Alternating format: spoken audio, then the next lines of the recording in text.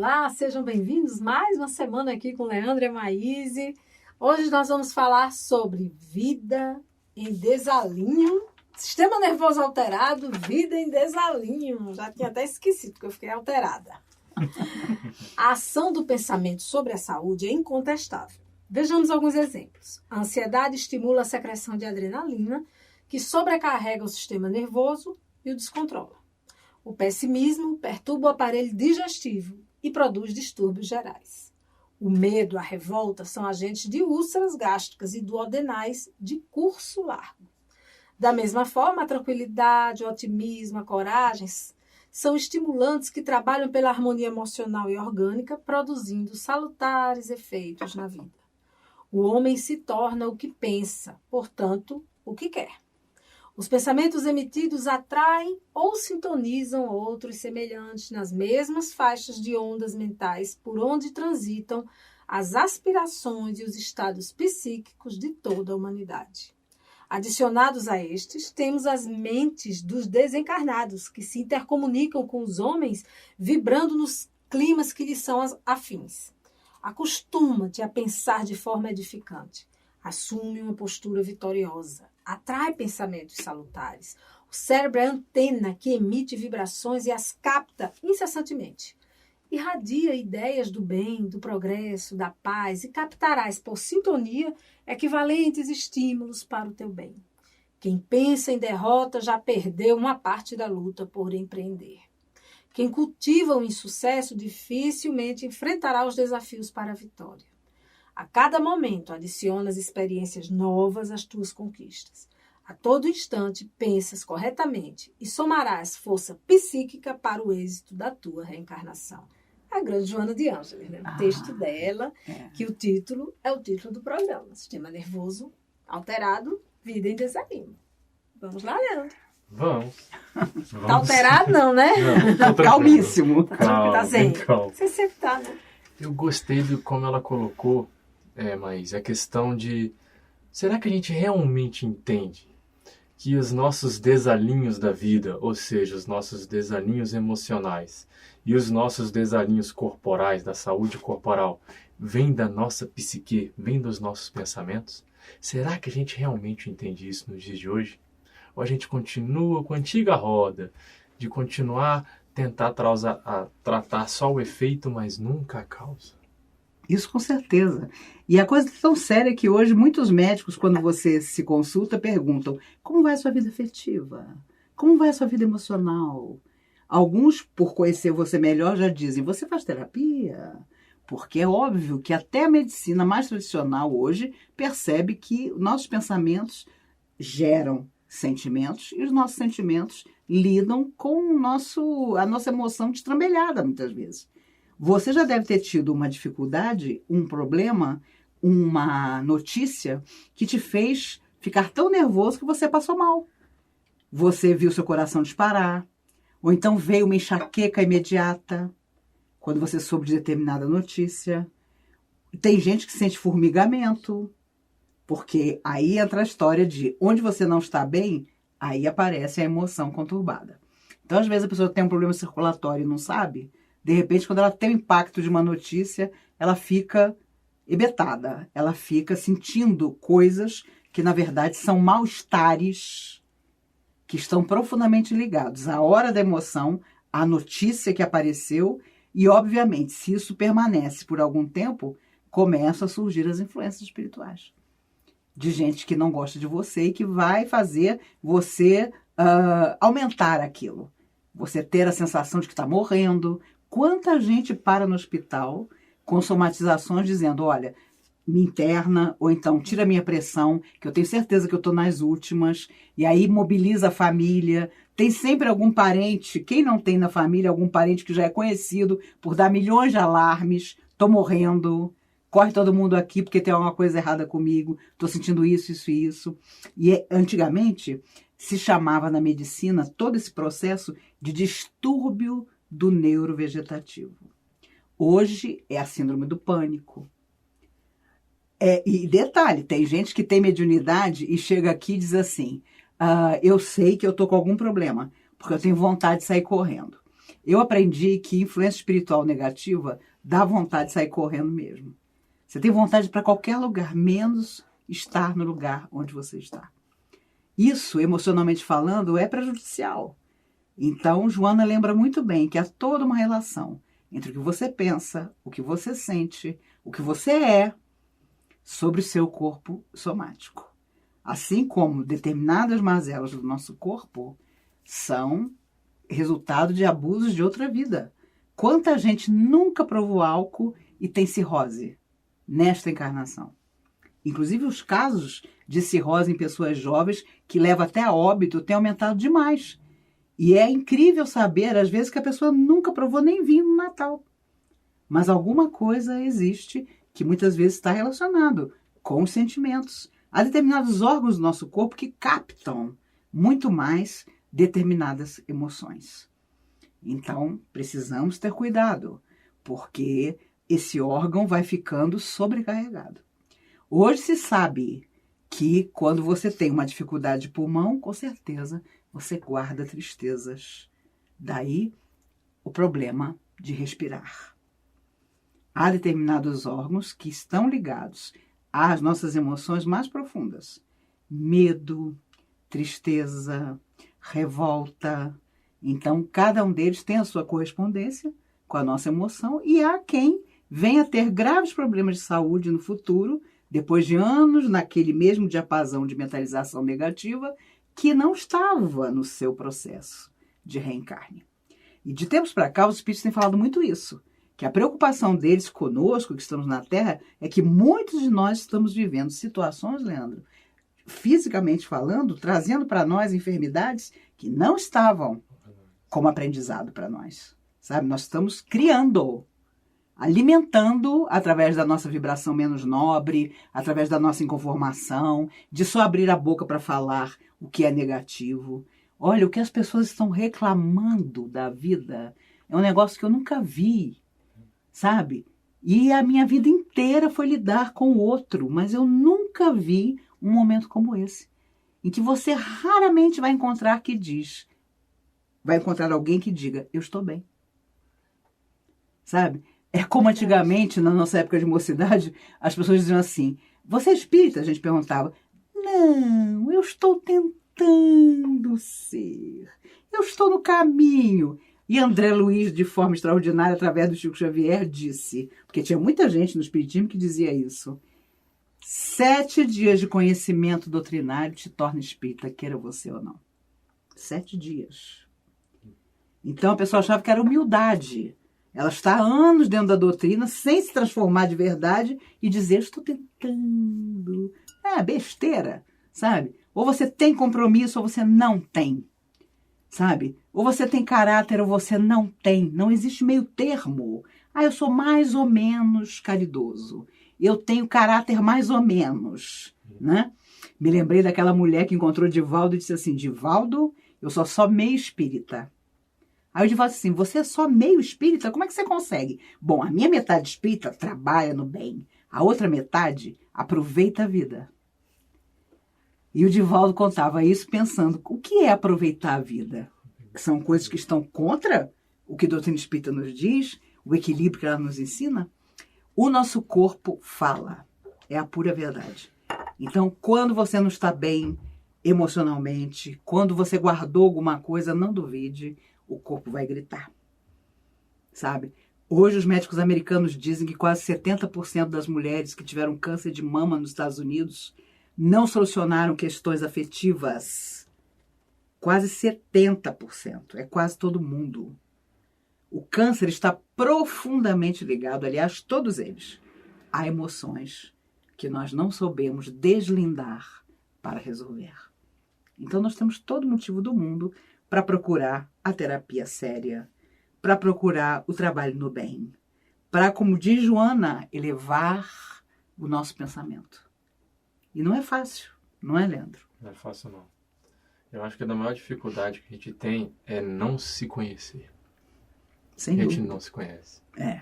A gente tem uma imagem de quem a gente gostaria de ser e outra de quem a gente verdadeiramente é. E a gente não aceita normalmente quem a gente é. vive escondendo e vive nas sombras. Mas isso um dia tem que acontecer.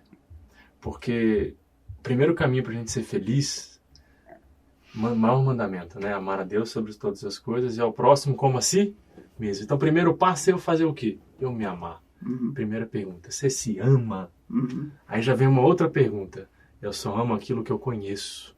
Não tem como eu amar João se eu não conheço João, nunca vi João na minha vida, não tem como eu amá-lo. Então não tem como você se amar se você não se conhece. Quem é você? Até onde você vai? Quais são suas dificuldades? Quais são suas virtudes? Como você trata com a vida? Acho que Joana de Ângeles está querendo dizer isso. Se conheça, viva seus pensamentos, entenda que seu pensamento é vida, tudo aquilo que sai de você mentalmente é vida. Não é só o que você fala, não é só aquelas suas escolhas. Existe um eu dentro de você aí que é vivo, que você tem que amar, conhecer, cuidar como uma criança. E pouquinho em pouquinho transformando ele para aquele eu que você gostaria de ser. É um trabalho de criancinha mesmo, carregar no colo, ter indulgência com o seu erro, ter paciência com você. Quantas vezes essas crises de pânico foram porque a gente não é impaciente com a gente mesmo. E aí a gente fica impaciente com o outro e aí não aceita tudo que ocorre na nossa vida. E aí entra em desespero. Eu já tive crise de pânico, eu acho que foi numa época da minha vida, tem mais ou menos 5, 6 anos, de lá pra cá nunca mais, que eu entendi a vida de uma forma diferente. Então isso sim, eu de coração abro, eu agradeço muito a doutrina espírita. Foi ela que fez eu virar a chave para entender a vida de uma forma diferente. A partir daquele momento, quando eu entendi a vida de uma forma diferente, foi como se apagasse várias coisas e ligasse muita coisa na minha cabeça, no meu ser, dentro de mim. E, opa, esse sim sou eu, isso que eu preciso entender. Essas coisas que eu não entendia e que eu fazia por fazer, ou fazia porque os outros diziam que é o legal, que vai chegar lá e que é bom ser assim, é bom fazer aquilo. Às vezes a gente faz as coisas sem nem entender por que está fazendo. Faz porque demanda da sociedade, demanda do seu grupo de amigos, demanda da sua família, né? Quantas vezes a gente já fez coisa ou quis ser coisa por causa da família. Exatamente. É assim. A família impõe os valores e você vai crescendo naquilo, porque o pai é médico, você tem que ser médico. Quando você vê, tá num curso ou numa profissão que você odeia. É verdade. Aí começa a ter essas sensações, né? Eu ainda sou da época que as famílias diziam o que os outros vão pensar. Era a base da educação de todo mundo. O que os outros vão pensar? Como se os outros tivessem poder de decidir as coisas e de serem equilibrados o suficiente para falar alguma coisa sobre a nossa vida. Mas isso ainda é um peso que existe em muitos lugares até hoje. Temos aqui uma pergunta de um amigo. Querido trio, sou espírita praticante, mas faço uso de medicação para ansiedade já há alguns anos após a perda de meu pai.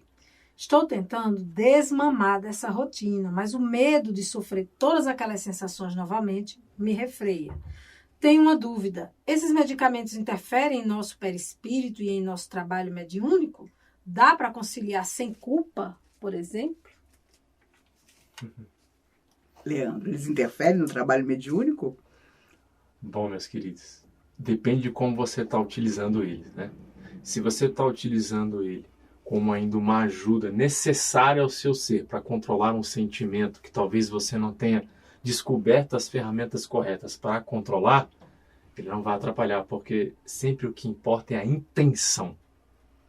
Agora, se ele está sendo usado como somente uma boia, porque você não quer nadar, né, não está com vontade de nadar, sendo que você já aprendeu como deve ser, como deve nadar naquela situação, mas você ainda segura essa boia com medo de ir, aí ele te atrapalha, porque ele vai cercear suas ferramentas. Ele vai começar a impedir de você usar todas as suas qualidades, porque você, por medo, está enterrando o seu talento. Parábola de Jesus, parábola dos talentos.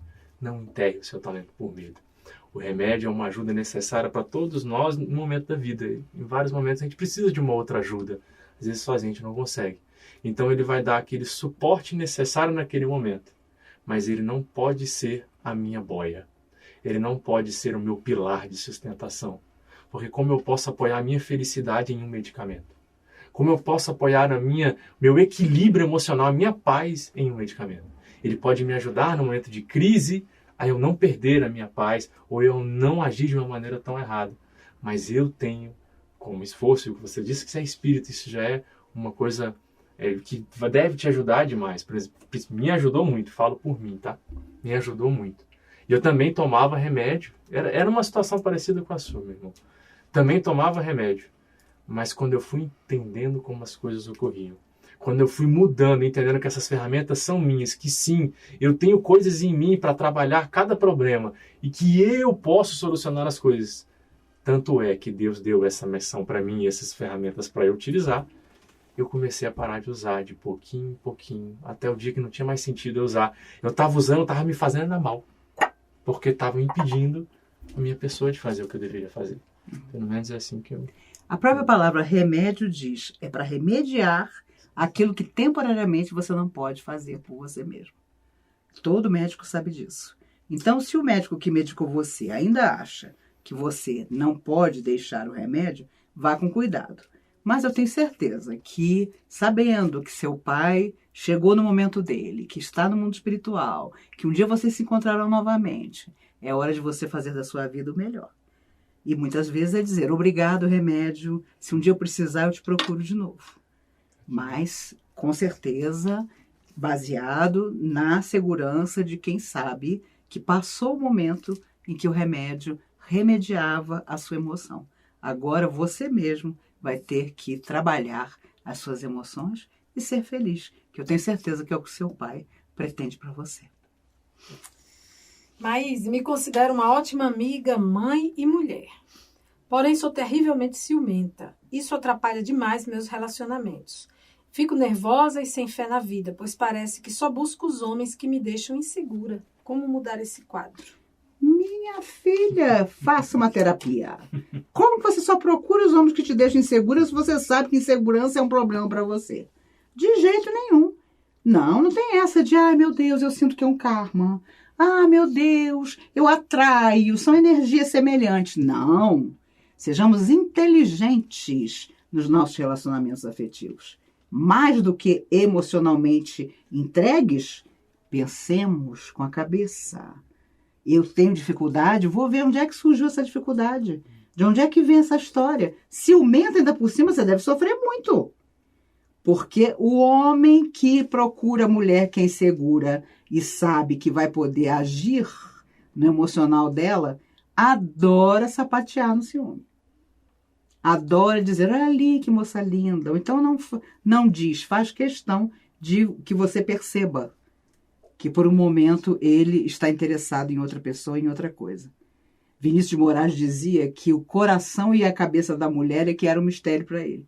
Toda vez que ele tinha uma namorada, quando a namorada ficava olhando assim para o horizonte, ele ficava doido pensando, meu Deus.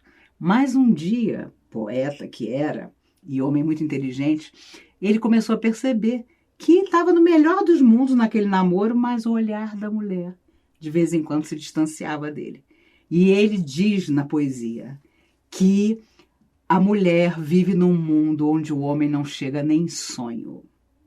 Por mais feliz que ela esteja ao lado de alguém, tem sempre um lado dela que busca o futuro, o infinito. E quando ele percebeu isso, ele ficou tranquilo. Deixou de estar emocionalmente inseguro, porque ele viu que não tinha jeito. Então, nós já temos que lidar com o outro. Nós mal damos conta de nós mesmos. Então, menos ciúme seria o ideal. Se você continuar ciumenta, seja uma ciumenta inteligente. E para isso, não seja insegura. Existem inseguranças naturais, existem aquelas que são tolas, que atrasam nossa vida, nos fazem ter mau discernimento na hora de escolher um relacionamento afetivo. Se você perceber que sozinha não dá conta, terapia. Terapia para descobrir por que você faz uma lista dos homens que vão criar problema para você ficar bem insegura. Tenho certeza que você vai ficar muito mais poderosa do que você é. Por sinal, você se acha, porque você coloca no início do e-mail várias qualidades que você sabe que possui. Então, só utilize isso a seu próprio benefício. Difícil, né? Se fosse fácil, ninguém estava aqui. É bom, por isso que é bom homem religioso, né? Porque aí não deixa a gente ciumenta. Gente, Isso aí foi bom. Não? Viu? cortem o que Valesca Isso falou. foi legal. Homem religioso não deixa a gente ciumenta? Jesus amigo. Vamos pensar em outra coisa. Queridos, como podemos domesticar nossos instintos, o estresse diário e a nossa indignação em ver tantas mulheres em sofrimento, vítimas de abuso e violência por parte de homens tão primitivos? Isso me tira o sono, a paz e a segurança. Ela quer domesticar os instintos. Deve ter. Eu acho que ela se assusta Revolta, com né? o tanto de gente que não tem os instintos domesticados. Realmente, a questão da mulher sempre aparece porque nunca houve tanta história de desrespeito, de violência, desde as mais sutis, as que tiram a vida da mulher, porque isso nunca foi discutido para a sociedade. Então, antigamente, meu Deus, a mulher tinha que aceitar o destino dela, que era servir ao homem sob todos os aspectos. Ai dela, se ela não fosse absolutamente ajoelhada à frente do homem que, porventura, tivesse escolhido para estar com ele. Isso era considerado, assim, um bônus. Ainda hoje, por incrível que pareça, existe preconceito quanto à mulher sozinha, quanto à mulher que fica com medo de se relacionar com gente maluca. E hoje, então, com as redes sociais, com a internet, você conhece muita gente maluca, se você quiser. Eu conheço uma pessoa, uma mulher de quase 70 anos hoje, que foi uma executiva extraordinária, uma mulher muito antes do tempo dela. Ela nunca se casou, teve os relacionamentos que quis, adotou uma filha e até ela se aposentar, num tremendo de um emprego que a competência dela a fez ter. Ela escutava as pessoas perguntarem, principalmente as mulheres, mas por que você nunca se casou? Gente, ela tinha todas as qualidades. Ela era PhD na Universidade Americana, onde ela estudou. Ela voltou para o Brasil e ensinava a todos os homens como devia ser o trabalho que ela realizava. No entanto, ela escutava isso, principalmente das mulheres. Oh, mas deve ser tão triste você nunca ter se casado. Quer dizer, nós ainda estamos num processo de achar que só quando você está ao lado de um homem, ele referenda a sua qualidade. Nossa, e se for bonito, então, minha Nossa Senhora? Você já escuta, como é que aquela mulher feia namora aquele cara tão lindo? E é sempre mulher que fala. É sempre, não é homem, não. Nós somos muito responsáveis pela mentalidade que o homem criou. De que ele pode tudo, inclusive tirar a própria vida da mulher que não quer mais estar ao lado dele, que é o que mais acontece no mundo, mas no Brasil é impressionante. Não se passa uma semana em que vários casos não aconteçam. E abrindo aqui um parênteses com a permissão dos amigos espirituais, são mortes horríveis. São planejadas. Então, nossa, fulana namorava Beltrano. Beltrano matou fulano com ácido. As histórias são absurdas. Então, você tem razão. É preciso cuidado. Cuidado no nosso relacionamento. Respeito é a base de tudo. Quando não existe respeito, não existe mais nada. O cara pode ser o Paul Newman na sua vida. Mas faltou respeito? Corra.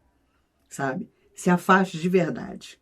Existem muitas felicidades, além de ter alguém ao lado que humilha você, que não te entende, né? Aliás, tem uma frase que eu adoro que diz: quem não te adivinha, não te merece.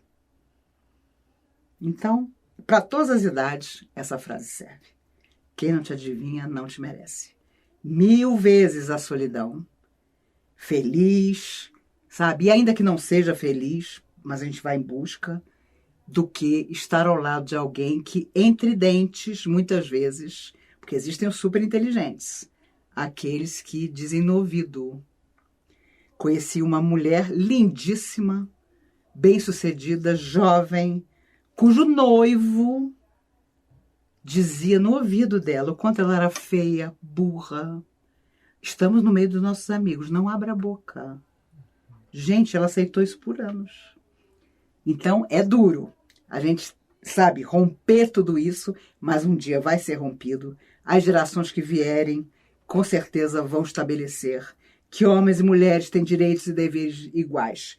Principalmente o de amar e serem amados da maneira mais saudável, mais positiva e mais esperançosa possível.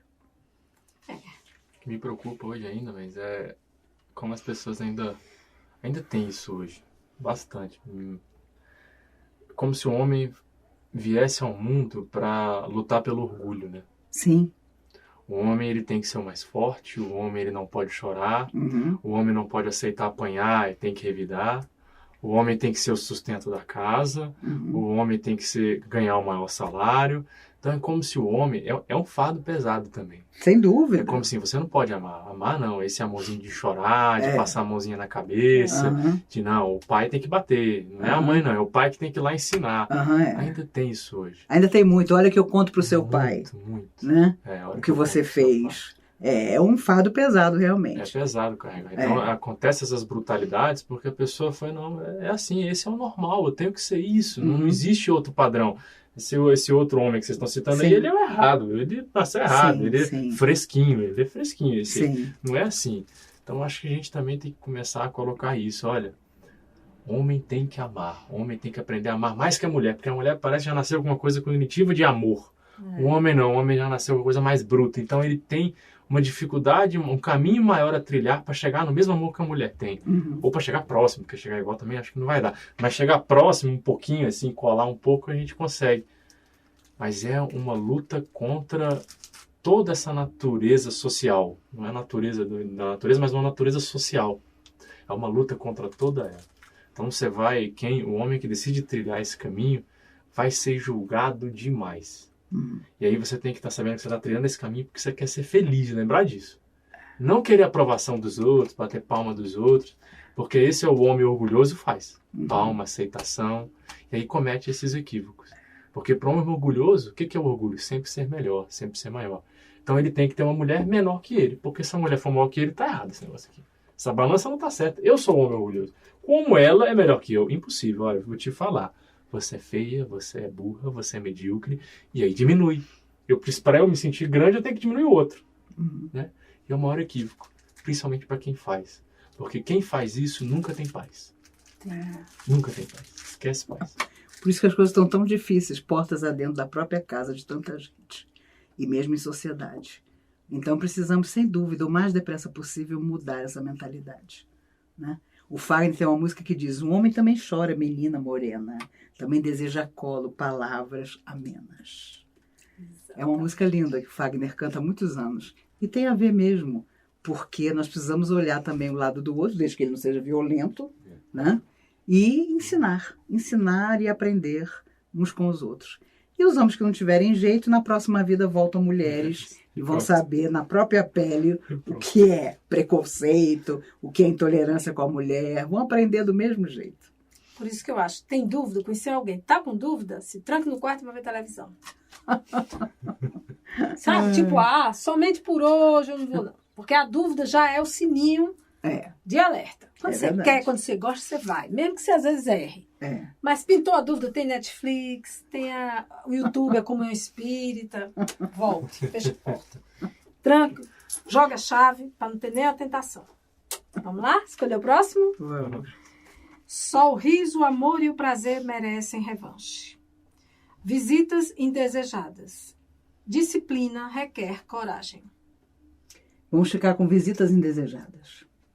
Ninguém nunca teve, né? Visitas indesejadas, aquela sogra, a tia, a mãe, os parentes que vêm do interior, vêm da capital.